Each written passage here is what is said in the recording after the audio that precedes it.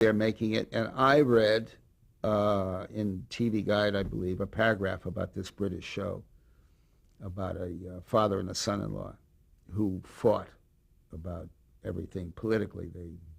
The title of which was? The title of the show was Till Death Us Do Part, and it was written by Johnny Spate, brilliant writer. British writer. Brilliant British writer. Yeah. And this program had already made a stir. That's what they were. TV Guide was reporting on the great success of this show. I didn't know at the time that they made about 21 shows in 4 years. Much more civilized than the Americans are, the British, who do 6 shows in a year and call it a season. And don't force it week after week after week after week, year after year. Anyway, he had done 21 or 24 shows. That was the life of the series. But when I read it, I thought, oh my God, my dad and me, we fought about all of these things. My father used to call me the laziest white kid he ever met, and I would scream at him, that he was putting down a whole race of people. Not because he was saying you were lazy, but because he was... Oh, no, because he was putting down a whole race of people just to call one single son lazy. And he would scream back at me. That's not what he was doing, and I was also the dumbest white kid he ever met. So I couldn't get arrested with him. But those arguments were fresh in my mind, and his attitudes about these things. And so I sat down and did about 100 pages of notes, which just spilled out of me in a few days about what a show would be about that father and son, and using my mother and a couple of aunts and my sister and so forth. And it was called, I think I called him Archie Justice, and it was called Justice for All.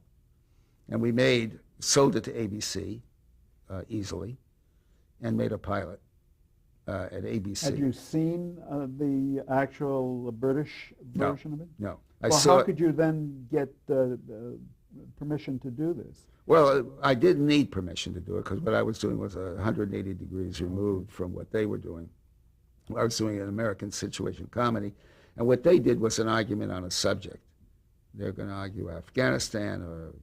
Well, not Afghanistan. But not Afghanistan, whatever the subject was going to be. And that's what they would do for a half hour. And I saw those later, and I got the scripts. But because I got the idea from the show, a created by credit, which I later learned it was nonsense. You were being very generous doing that. Well, I didn't think I was being generous. I thought I was being fair and honest, and I got the idea from something else, and so how could I have created it? But anybody looking at the 2 shows will see 2 vastly different shows, and I needn't have done it, but I enjoyed doing it that way.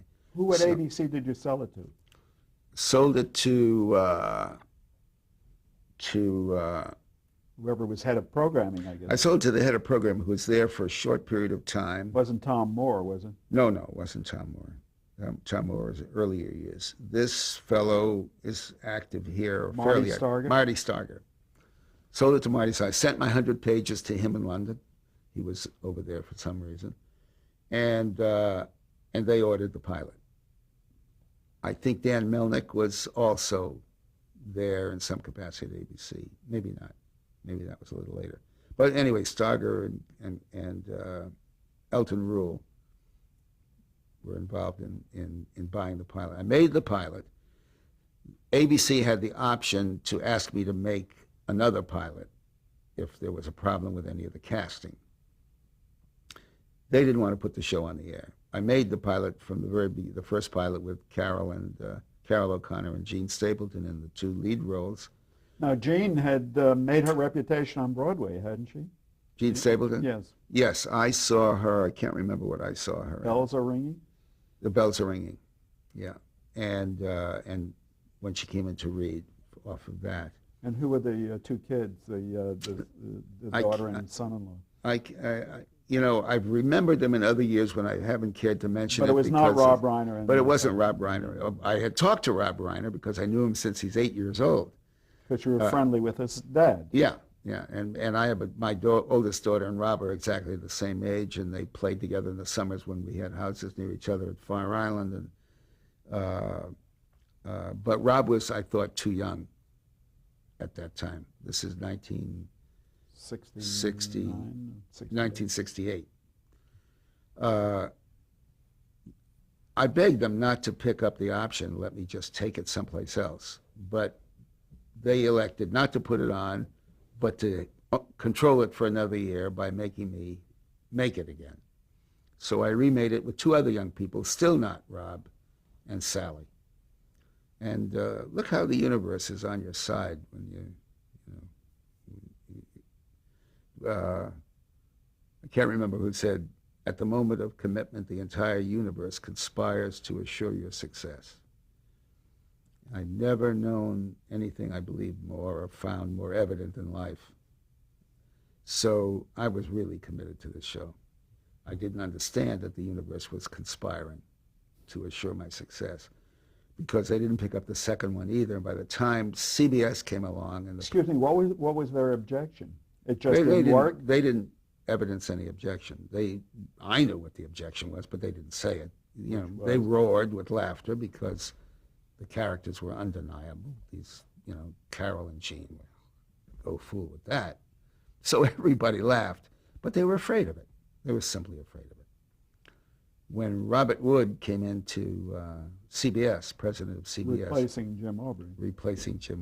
He was determined to make, was he replacing Jim Aubrey? I believe so, yes. That was the direct line? Quite a different type person. Yeah, a terrific guy. Very open, honest type. And he had predetermined that the kind of Beverly Hillbillies, Green Acres, the rural comedies that had sustained CBS were not what he wanted to do, and CBS needed to change. He was looking for something. Even though they were still drawing audiences. Oh yeah, they were big successes, but he was looking for something. He had some vision, and he was looking for better demographics, I think. Is that what it was? Okay. I should know. Yeah. So he saw All in the Family, which was now 3 years old, and it called me in and asked me to make it again. A third time. And I said no. If you want to put it on, I've lived my life the last 4 years around this, so I'm thrilled to put it on.